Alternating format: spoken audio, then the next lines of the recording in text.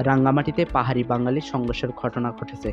এতে পরিস্থিতি নিয়ন্ত্রণে পৌর এলাকায় ১৪৪ ধারা জারি করা হয়েছে। জেলা প্রশাসক মোহাম্মদ মোশাররফ হোসেন খান বিষয়টি নিশ্চিত করেছেন। আজ শুক্রবার সকালে খাগড়াছড়ির দিঘিনালায় পাহাড়ি বাঙালি সংঘর্ষ ও আগুনের ঘটনার প্রতিবাদে বিক্ষোভ করেছে পাহাড়ি ছাত্র জনতা। এতে পাহাড়ি বাঙালি সংঘর্ষের রূপ নেয়। বিক্ষোভ করার সময় দোকান, মসজিদ ও গাড়িতে হামলা চালানোর অভিযোগ ওঠে। এতে দুপক্ষের বেশ কয়েকজন আহত হয়।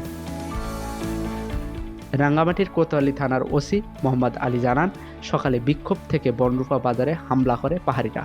পরে বাঙালিরা প্রতিরোধ গড়ে তোলার চেষ্টা করলে সংঘর্ষের রূপ নেয়। পরে সেনাবাহিনী এসে পরিস্থিতি নিয়ন্ত্রণে আনে। পরিস্থিতি নিয়ন্ত্রণে রাঙ্গামাটির পৌর এলাকায় ১৪৪ ধারা জারি করা হয়েছে। তো বুধবার মামুন নামের এক যুবককে চুরির অভিযোগে খাগড়াছড়ি সদরে পিটিয়ে হত্যার ঘটনায় বিচারের দাবিতে গতকাল দিঘিনালায় বিক্ষোভ চলাকালে সংঘর্ষের ঘটনা ঘটে। এ সময় দুর্বৃত্তরা ৮০টির মতো দোকান ও বসতবাড়িতে আগুন ধরিয়ে দেয়। এর জেরে জেলার বর এলাকায় ১৪৪ ধারা জারি করা হয়েছে। হাফিজুর রহমান, প্রজন্ম নিউজ, ঢাকা।